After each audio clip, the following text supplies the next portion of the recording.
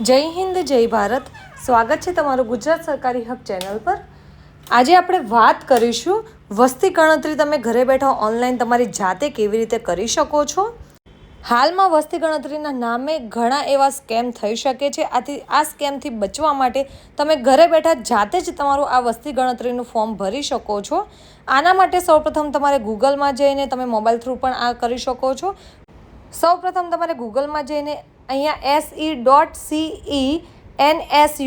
તમારે લખવાનું છે, એટલે આ રીતની આપણી સામે અહીંયા વેબસાઇટ આવી જશે. ફર્સ્ટ લિંક ઉપર આપણે ક્લિક કરવાનું છે. ત્યારબાદ આપણી સામે આ રીતનું પેજ આવશે. અહીંયા તમારે તમારું સ્ટેટ સિલેક્ટ કરી લેવાનું છે. ત્યારબાદ કેપ્ચા કોડ એડ કરવાનો છે અને વેરીફાઈ એન્ડ પ્રોસેસ ઉપર તમારે ક્લિક કરવાનું છે. હવે આપણી સામે આ રીતનું પોપઅપ આવી જશે. અહીંયા તમને જણાવવામાં આવ્યું છે કે આ જે તમારે સ્વઘોષણાનું તમારે જે વસ્તી ગણતરીનું ફોર્મ ભરવાનું છે તે ભરવા માટે તમારે 15 થી 20 મિનિટ તમારે લાગશે. આથી ખૂબ જ સમય તમારી પાસે હોય ત્યારે તમારે આ એપ્લિકેશન ફોર્મ ભરવાનું છે. આપણે ઓકે ઉપર ક્લિક કરી દઈશું. ત્યારબાદ આપણી સામે આ રીતનું પેજ આવી જશે. અહીંયા તમારે ગુજરાત કે તમારે જે પણ સ્ટેટ લાગુ પડતું એ તમારે સિલેક્ટ કરી લેવાનું છે. ત્યારબાદ જે તમારા ફેમિલી મેમ્બરનું જે મેન મેમ્બર છે, હેડ, તેનું નામ લખવાનું છે. તમારા પિતા અથવા તમારા ઘરમાં જે પણ હેડ હોય મેન, તેમનું નામ લખવાનું છે અને ત્યારબાદ તેમનો મોબાઈલ નંબર લખવાનો છે. ત્યારબાદ ઈમેલ આઈડી જે ઓપ્શનલ છે, લખવું હોય તો લખી શકો છો. ત્યારબાદ વેરીફાઈ એન્ડ પ્રોસેસ ઉપર તમારે ક્લિક કરવાનું છે. હવે આપણી સામે અહીંયા OTP આવી જશે. OTP આપણે એડ કરી લઈશું. સિલેક્ટ લેંગ્વેજ એટલે કે તમારે કયા લેંગ્વેજમાં તમારું ફોર્મ તમારે અહીંયા ફિલઅપ કરવું છે તે પણ અહીંયા તમારે સિલેક્ટ કરી લેવાનું છે. હિન્દી, ગુજરાતી, ઉર્દૂ, ઇંગ્લિશ, અલગ અલગ ઘણી બધી અહીંયા લેંગ્વેજ તમને જોવા મળી રહેશે. તમે અહીંયા તમારે જે પણ લેંગ્વેજમાં ફોર્મ ફિલઅપ કરવું હોય તે લેંગ્વેજ સિલેક્ટ કરીને તમારો જે પણ OTP આવ્યો હોય એ OTP અહીંયા એડ કરીને તમારે વેરીફાઈ OTP ઉપર ક્લિક કરવાનું છે.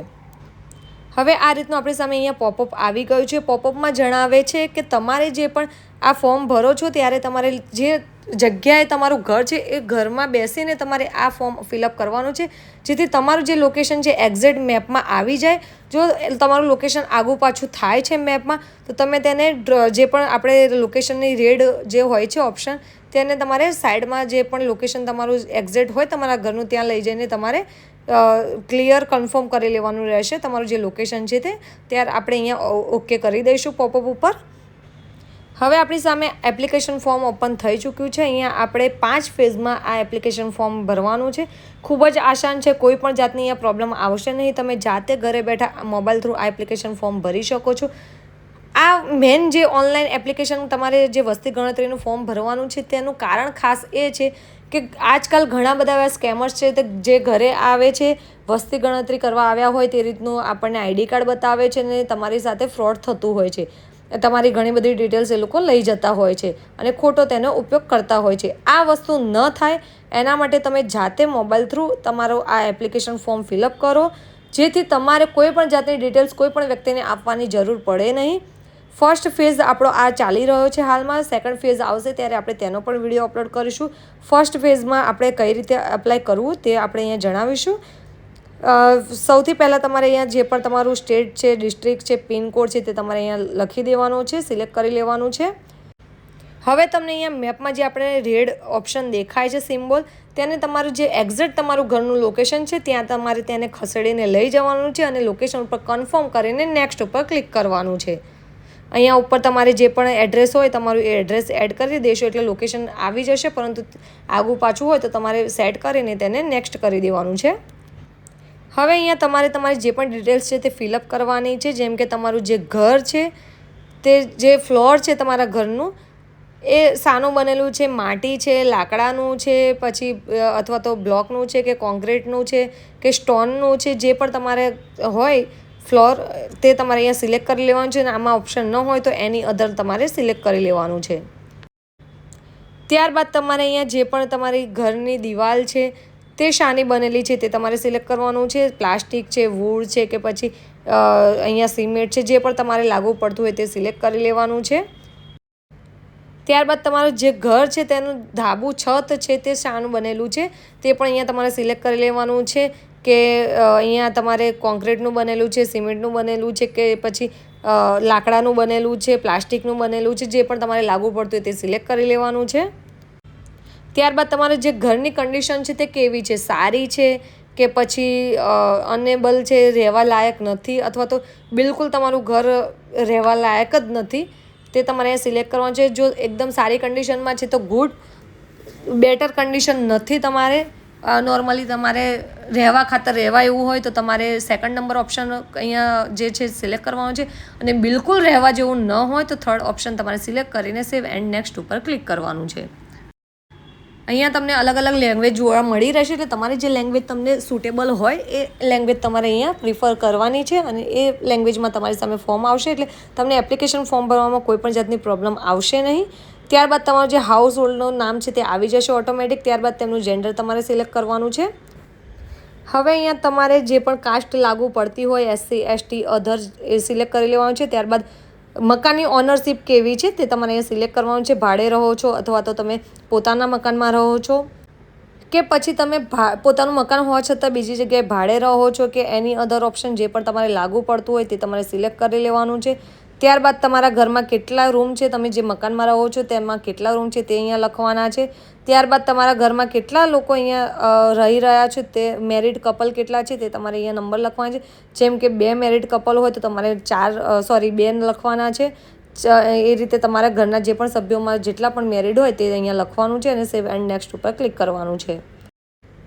હવે તમારે અહીંયા જે તમારા ઘરે પાણી આવે છે, પીવાનું પાણી, તે ક્યાંથી આવે છે, કઈ રીતનું આવે છે તે તમારે અહીંયા સિલેક્ટ કરવાનું છે. કે તમારો અહીંયા કૂવાનું પાણી આવે છે, નદીનું પાણી આવે છે, કે ટેન્કનું આવે છે, દરેક વસ્તુ તમારે અહીંયા જોઈને સિલેક્ટ કરી લેવાનું છે. જે પણ પાણી આવતું હોય તે પ્રમાણે પાણી પ્યોરિફાય આવે છે કે પછી અનપ્યોરિફાય આવે છે, તે બધું જ અહીંયા તમારે સિલેક્ટ કરી લેવાનું છે.